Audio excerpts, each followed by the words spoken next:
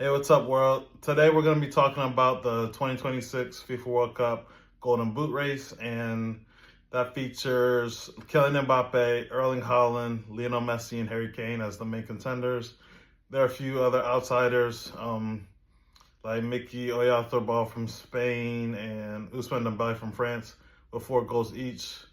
But we're going to be focusing on the main contenders for the tournament's Golden Boot. Erling Haaland, Lionel Messi, and Mbappe all have 7 goals each. Harry Kane has 6 goals, and each of their teams have qualified to um, throughout the knockout rounds and are in going to the quarterfinals. So I would say that Lionel Messi and Erling Haaland's performances so far have been the most impressive out of the Golden Boot leaders, only because Norway were known as a dark horse going into the tournament, but they showed they can hang with anybody, and especially after their victory against Brazil, where they're in the ascendancy throughout the game, took their chances, and Haaland scored a brace. So that's been very impressive. Seeing a team like Norway, who were really good in qualifying, but weren't put in the upper echelon of teams of the World Cup, to see them play how they're playing and Haaland leading the way, it's been great to see, because he's been a goal-scoring prodigy even before his Dortmund days, his Salzburg days, U20 days. First time I saw him play, he scored like 8 or 9 goals in the youth tournament. And then also with Messi, he's 39 years old. 2 World Cups ago, after Argentina were eliminated by France, I remember the commentator saying, "Oh, this is Lionel Messi's last World Cup, and he's never going to win the World Cup." We all know he retired after losing back-to-back Copa Americas. Now he's a 2-time Copa America winner, a World Cup winner, is looking to repeat with Argentina, and they'd be the first team to repeat since Brazil in 1962. So Messi doing it at his age, where he's carrying a lot of the scoring load for Argentina, and Haaland with Norway team, who a lot of people don't rate highly, but they've shown their cohesive unit. They play patient, and they play through their star striker. Those two have been most impressive for me in terms of degree of difficulty. Kylian Mbappe has been amazing too, because he's been putting up big numbers for Madrid, but he's been under a lot of criticism. There was the petition to get him out of there towards the end of the season. And then he was a little bit cold going into the World Cup, but he's been on fire. This is his tournament. He scored, I believe, 19 in 19 games at the Mundial. So once the World Cup rolls around, it's just a different level that he plays at.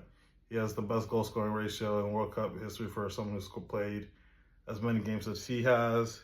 He's passed up legends like Pele, Ronaldo Nazario, Miroslav Klose in his last few World Cups, and his play is amazing. But he does have a lot of support with Ousmane Dembele on playing and the wing and at number 10 sometimes.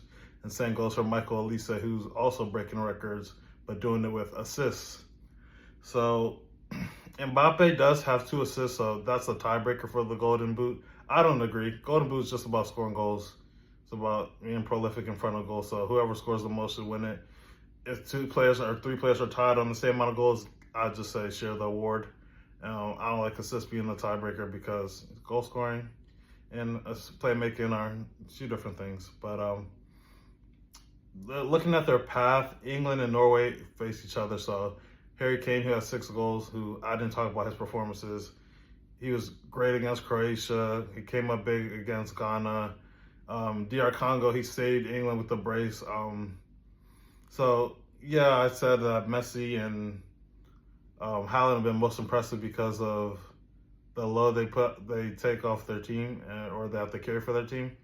But Harry Kane also, he's England's main striker. He's their record goal scorer, passing Wayne Rooney a few years ago. And then Jude Bellingham has come up huge in this tournament too. But when it comes to scoring goals, Harry Kane's the man for England, and he has 6 goals. He'll be going against Erling Haaland in the quarterfinals in Norway. So they're direct competition with each other. And as for Messi, he's playing against Egypt and Mohamed Salah, who's one of my favorite players for Liverpool over the years. But Messi, as long as he gets to the final, he always has a great shot at winning the Golden Boot and the Golden Ball for Best Player. Um, Same goes for Mbappe. So between Haaland and Kane, whoever wins between England and Norway, they have a great chance of winning the Golden Boot. I will say that England are said to be favorites, but favorites go out the window at this point. There's no easy games. We've seen that in the round of 32 and the round of 16.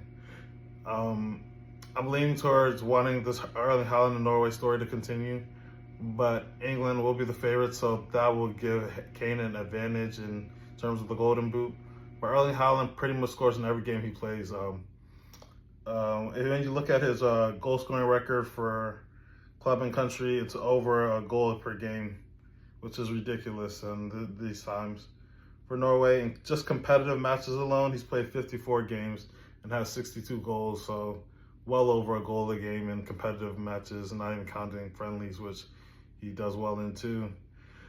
So I would say Erling Haaland is the best pure goal scorer when it just comes to finding a way to score goals, whether it's headers, outside the box, late runs into the box. He doesn't need many touches, which makes him that much more dangerous because you kind of forget about the player who's not touching the ball throughout the game, but he's making intelligent runs. He's pinning the defender. So when Norway play long balls, sometimes the defender will win the first ball, but players like Martin Odegaard or Nusa and other surrounding players like Sorloth can win the second ball and keep Norway high up the pitch, or the ball will go out of bounds near the corner flag and Norway will pin the opposing team in the corner. So that's one way they've been doing well in these past few matches.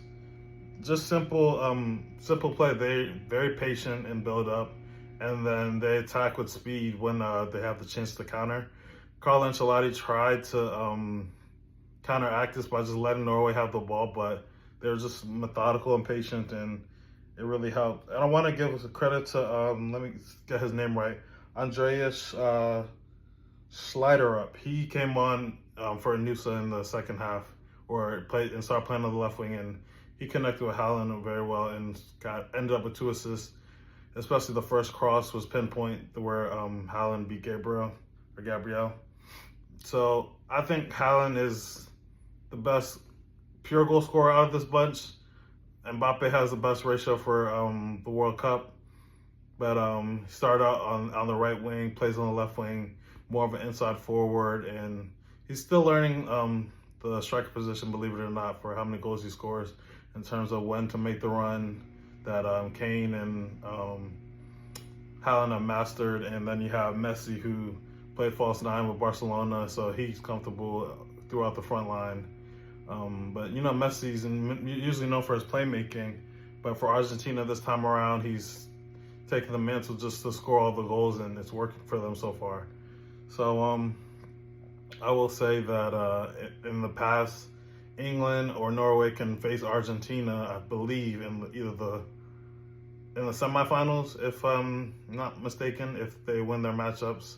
And then Mbappe will have Morocco and their defense to deal with. And if they get through that, they'll play either Portugal, Spain, the United States, or Belgium.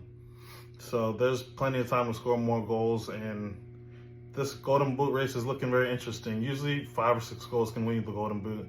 These guys have that in the group stage, and there's like 3 more matches each for them to potentially play, and they're all on 7 and 6 goals. So this World Cup's been one for the ages, and if I have to put my neck on the line to say who will get the Golden Boot, I would go Kylian Mbappe because France are projected to go far or go to the final again, and he has a lot of playmakers behind him like Michael Olise who helping him. So he'll probably have the most shots and opportunities to score goals, but I wouldn't be surprised if any of the other 3 win the Golden Boot. Because like I said, Haaland's just a natural goal scorer. Kane, he likes to drop deep and link up with his teammates, but in terms of shooting, accuracy, hitting the corners, shooting with limited backlift, and not needing much space, Harry Kane is a devastating striker himself and a sharpshooter, one of the best sharpshooters I've seen. So they all have a great case. And if I was to put in order, I'd say Mbappe 1, Messi 2, and then Kane and Haaland in terms of most likely to get the Golden Boot based on their team's projection to make it to the final. Play more games, more opportunities to score. But let's say in different scenarios, each team was to get to the final, or if all players played 7 games, I would say Erling Haaland would be the Golden Boot winner. But since that can't happen, I'll say Mbappe will come away with another Golden Boot. And my predictions for winners of this tournament, that'll come at a later time when the quarterfinals, well, the round of 16 and then the quarterfinals start. But until then, please like and subscribe. Like on TikTok, like on YouTube, and I'll see y'all later. Peace.